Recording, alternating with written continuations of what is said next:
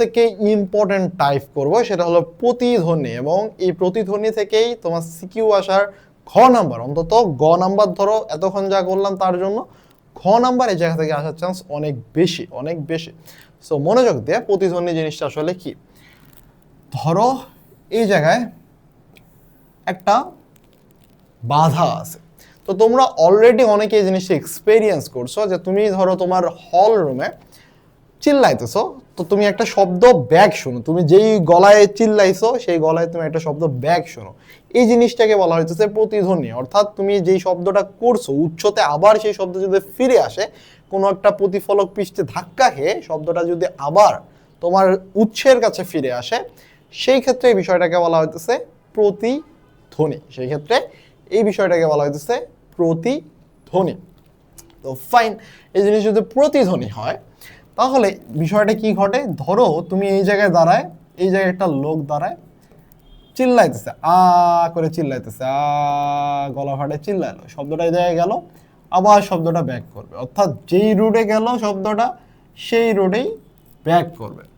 তো একটু যদি কেয়ারফুললি দেখো, এইখান থেকে এই পর্যন্ত ডিস্টেন্স হলো আমার কত, ডি ধরলাম, এখান থেকে এখানে ডিস্টেন্স হলো আমার ডি।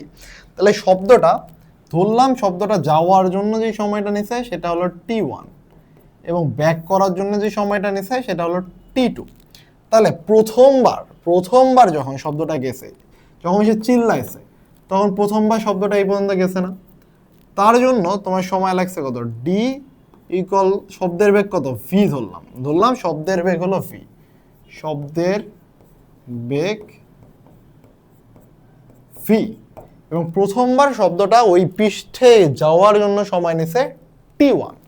তাহলে প্রথমবারের জন্য ডি ইকুয়াল হবে VT1, এবং সেকেন্ড বার যখন শব্দটা এখানে ধাক্কা খেয়ে আবার ফিরে আসতেছে, ধরলাম এই সময়টা হলো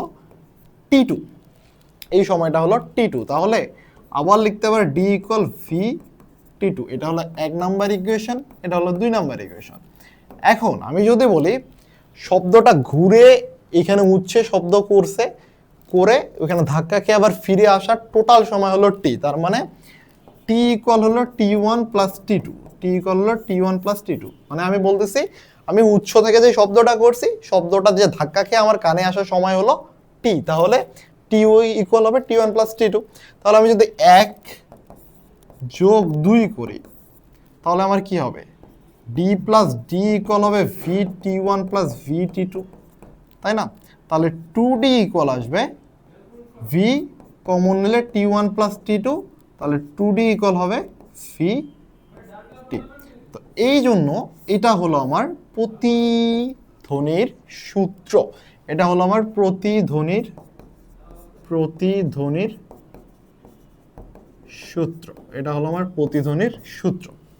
তো ফাইন, প্রতিধ্বনির সূত্র পেলাম। এখন প্রতিধ্বনি থেকে বেশ কয়েকটা টাইপের কোশ্চেন হয় ভাইয়া, বেশ কয়েকটা টাইপ। তো টাইপগুলো আমরা একটু দেখি কি টাইপের হয়।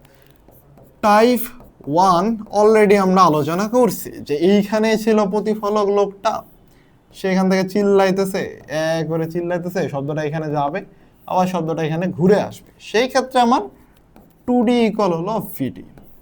এই জিনিস আমাদের অলমোস্ট ক্লিয়ার। বাট টাইপ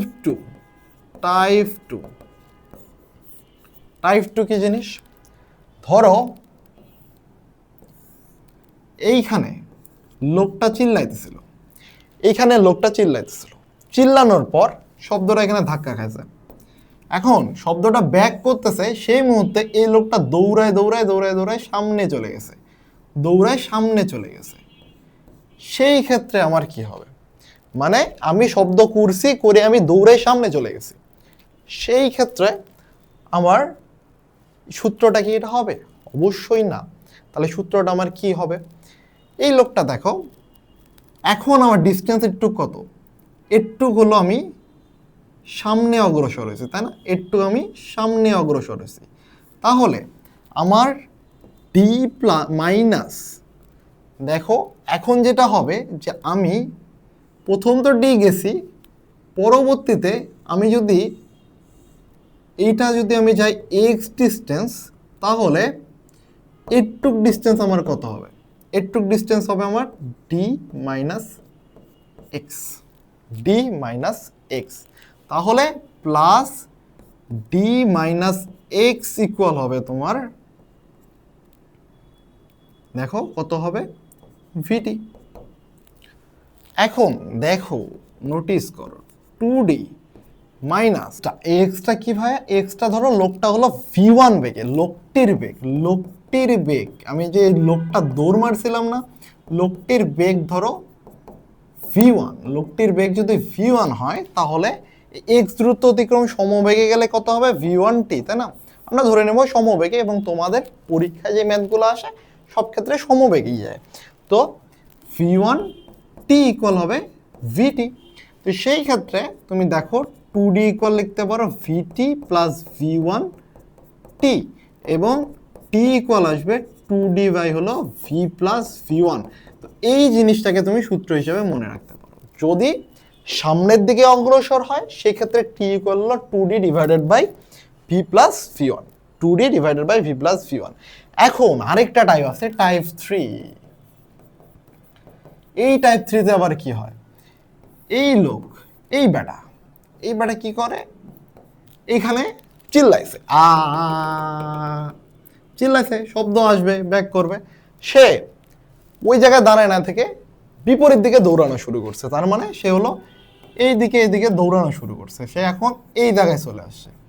এই জায়গায় ধরো সে হলো এক্স ডিস্টেন্স অতিক্রম করছে, এটুক সে এক্স ডিস্টেন্স অতিক্রম করে ফেলছে। তাহলে আমার এটুক তো আমার ছিল ডি, তাই না?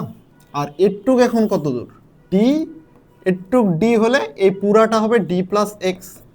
তার মানে এখন যদি আমি সূত্রটা লিখি সেটা হবে ডি প্লাস এক্স ইকুয়াল হবে ভিটি, তাই না?